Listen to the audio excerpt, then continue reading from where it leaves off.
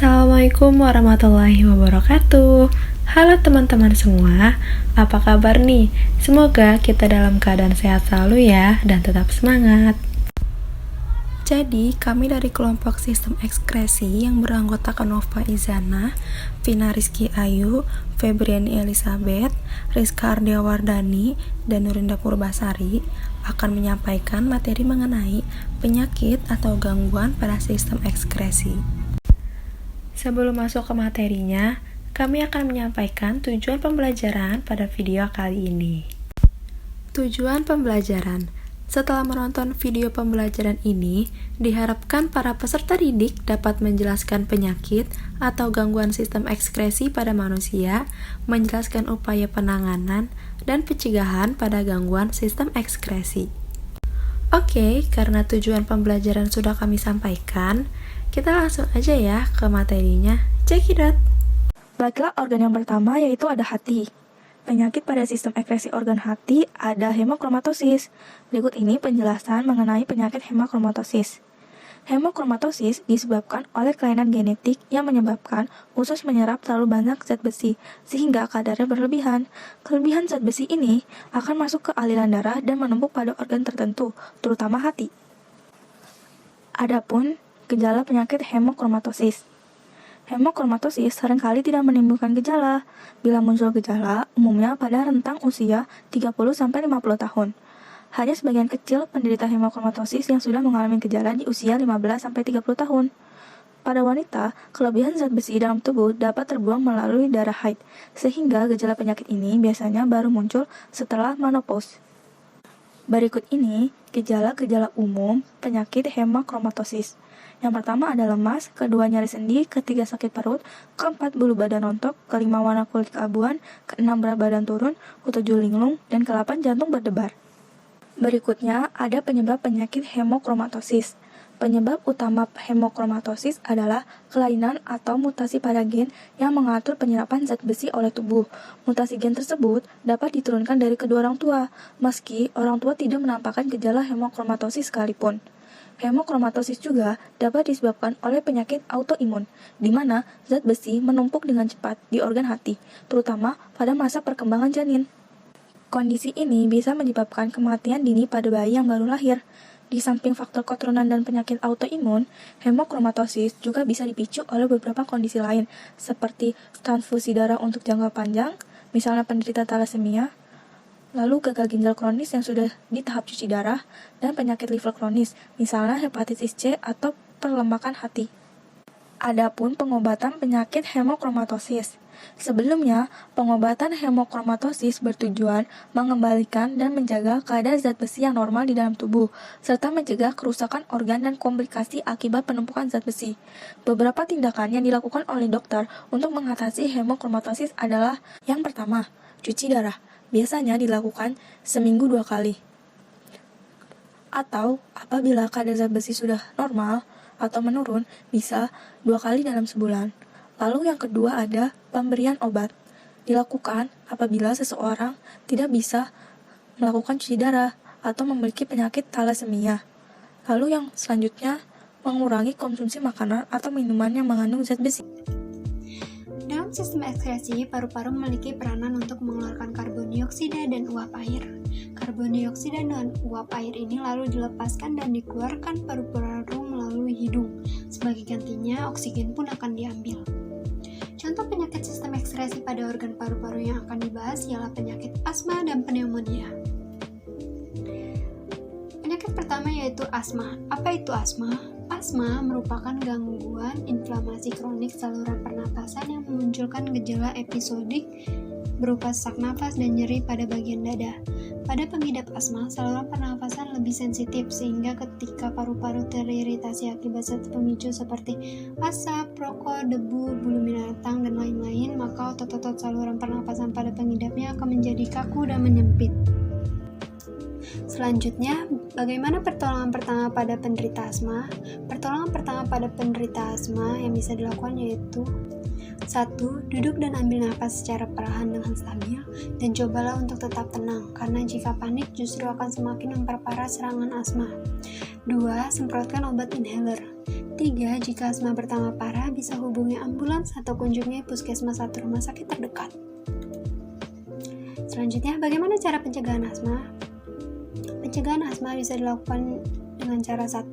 Jangan merokok. 2. Hindari paparan asap rokok, debu, polusi udara, obat semprot serangga, dan bau-bau yang dapat mengiritasi seperti parfum. Yang ketiga, jangan melihara hewan seperti anjing atau kucing di rumah. Yang keempat, gunakan kasur dan bantal sintetis. Yang kelima, jemur kasur dan bantal secara rutin. Penyakit yang kedua yaitu penyakit pneumonia. Apa itu pneumonia? Pneumonia adalah infeksi yang menyebabkan paru-paru meradang. Kantung-kantung yang memiliki kemampuan untuk menyerap oksigen menjadi berkurang. Gejala pneumonia pada umumnya antara lain demam, sakit kepala, sesak nafas, batuk kering, ngilu di seluruh tubuh, letih, dan lesu. Selanjutnya, bagaimana pencegahan pneumonia? Pencegahan pneumonia bisa dilakukan yaitu dengan 1. Vaksin, 2. Rajin mencuci tangan, 3. Menjaga kebersihan mulut, 4. Hindari mengkonsumsi rokok dan alkohol, 5. Hindari kontak dengan pengidap penyakit pneumonia, 6. Menjalani gaya hidup sehat. Diabetes mellitus merupakan penyakit kronis yang disebabkan oleh gagalnya organ pankreas memproduksi jumlah hormon insulin secara memadai, sehingga menyebabkan peningkatan kadar glukosa dalam darah. Diabetes mellitus juga menyebabkan gangguan pada ginjal yang disebut nefropatik diabetik. Kondisi ini bisa menyebabkan gagal ginjal, bahkan bisa berujung kematian jika tidak ditangani dengan baik. Selanjutnya yaitu upaya penanganan diabetes mellitus. Penanganan diabetes akan disesuaikan dengan jenis diabetes yang dialami. Contohnya seperti yang pertama, terapi insulin. Terapi insulin merupakan salah satu pengobatan yang bisa dilakukan oleh pengidap diabetes tipe 1 maupun tipe 2. Yang kedua, pada diabetes tipe 1 yang cukup berat, transplantasi pankreas bisa dilakukan guna mengatasi kerusakan pada pankreas. Yang ketiga, pengidap diabetes tipe 2 akan diberikan beberapa jenis obat-obatan untuk menangani diabetes tipe 2. Yang ketiga yaitu pencegahan diabetes mellitus. Yang pertama, mempertahankan berat badan ideal dengan mengonsumsi makanan rendah lemak. Yang kedua, mengonsumsi makanan tinggi serat seperti buah dan sayur. Yang ketiga, mengurangi konsumsi makanan dan minuman manis. Yang keempat, berolahraga secara rutin dan banyak melakukan aktivitas fisik. Yang kelima, mengurangi waktu duduk diam terlalu lama seperti ketika menonton televisi. Dan yang terakhir, menghindari atau berhenti merokok. Selanjutnya yaitu kelainan pada kulit, yaitu jerawat atau akne vulgaris, merupakan penyakit peradangan menahun pada folikel polisebasea, salah satu kelenjar kulit dan disertai dengan penyumbatan dan penimbunan keratin. Jerawat juga dapat ditemukan di bagian tubuh seperti di wajah, leher, punggung, dan pinggul. Dan untuk lebih jelasnya bisa dilihat dari tampilan. Selanjutnya yaitu pencegahan adanya jerawat, yaitu dengan menjaga kebersihan kulit seperti dengan rajin membersihkan kulit wajah dan juga mandi dengan teratur. Mencuci wajah juga cukup 2 kali dalam 1 hari. Selanjutnya dengan menjalani pola hidup sehat dengan mengurangi makanan berminyak dan juga mengurangi makanan atau minuman yang manis-manis atau yang mengandung gula berlebih. Selanjutnya yaitu dengan menghindari stres, kita juga bisa mencegah adanya jerawat karena stres juga dapat memunculkan jerawat. Dan selanjutnya itu mengenai penanganan jerawat. Nah, penanganan jerawat ini memiliki banyak sekali.